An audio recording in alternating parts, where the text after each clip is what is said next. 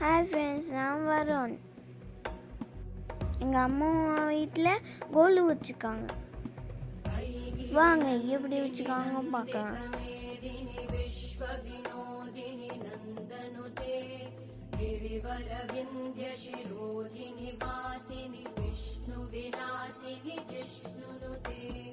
भगवति हेशिति कण्ठ कुटुम्बिनि भूरि कुटुम्बिनि भूरि कृते जय जय हे महिषासुरमर्दिनि रम्यकपर्दिनि शैलसुते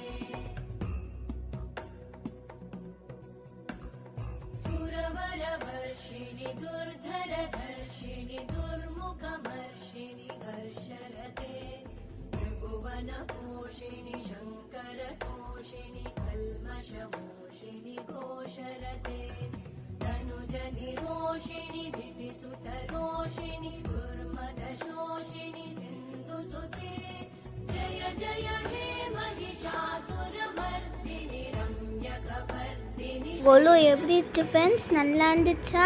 வாங்க நாளைக்கு பார்க்கலாம்.